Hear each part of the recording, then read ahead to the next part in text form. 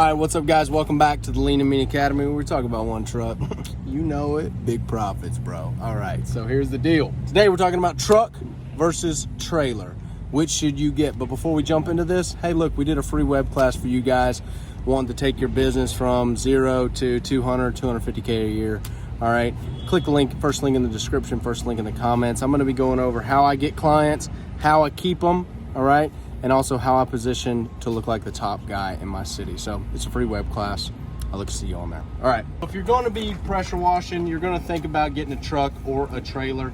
Let me tell you some pros and cons of the truck. Dedicated truck, right? Like Mad Max. Go and get her in all her glory.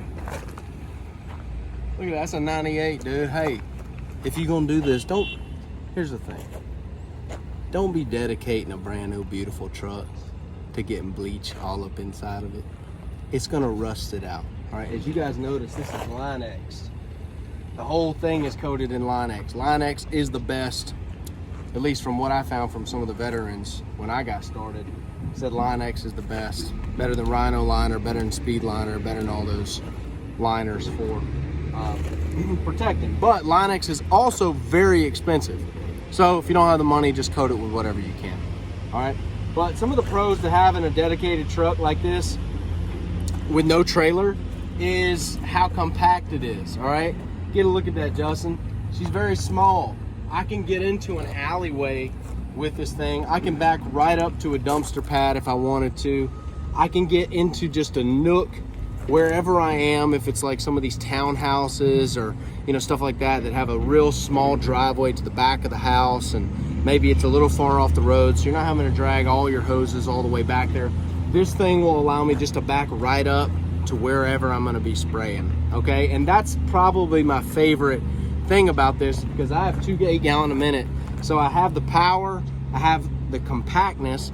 The con of this is that my entire rig is on this truck and it's bolted onto this. And for the new guy, well, it's gonna be a dedicated soft wash truck now, right? Because I can't really, I guess you could go to church in this truck, but it's dedicated for this, and there is no more bed space because it's all taken up. So that leads me into the pros and cons of a trailer, right? The pros of having a trailer is that it's modular in the way that you can drop that rig off at the site and let your helper or employee clean that house. And if you're going to be doubling up in the beginning, you can take that truck and go do estimates, right? And then you can back up at the end of the day. All the new trucks got those backup cams. It'll be real easy to hook up and pull away, right? The second thing I love about a trailer is that you can fit more stuff on it, right? You could just fit, hell, you can fit 3 8-gallon minutes on a trailer if you want to, right? You can fit a 500-gallon tank. 500-gallon tank wouldn't fit on this. Not that I need it, but if you're gonna do parking garages or stuff like that, you're gonna need a trailer unit, just because you're probably gonna be running 2 8-gallon minutes or 2 10-gallon minutes.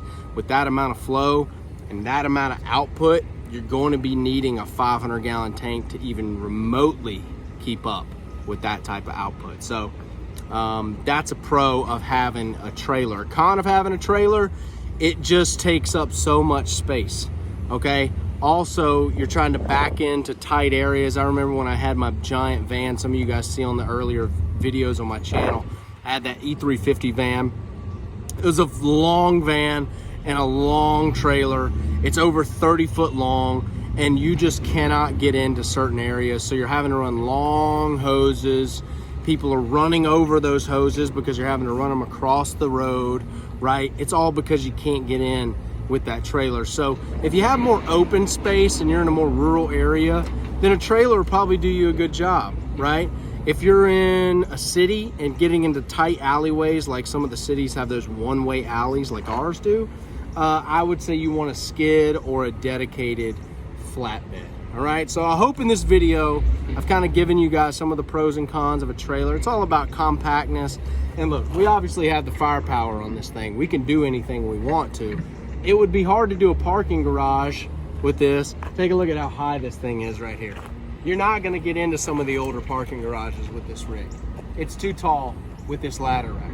So that's one thing that a low profile trailer, okay, can get you into. You gotta think about that. You're not gonna be able to have a ladder rack or a tall ladder rack and do parking garages, you'll hit some of those barriers or some of the support, the cement supports in the parking garage. So think about that in terms of what you're going to buy. Even some skids you're not going to get into some parking garages. So click the like button, jump in that free web class, first link in the description, first link in the comments. I look forward to seeing you guys on there. Bring a pen, pad, paper, take some notes. You're going to love it. And I hope this has kind of cleared up some of the questions when it comes to buying a trailer or a skid, or even having a dedicated flatbed as your rig. Hit that subscribe button and stay in peak performance. You better be snorting 4 of these a day, baby.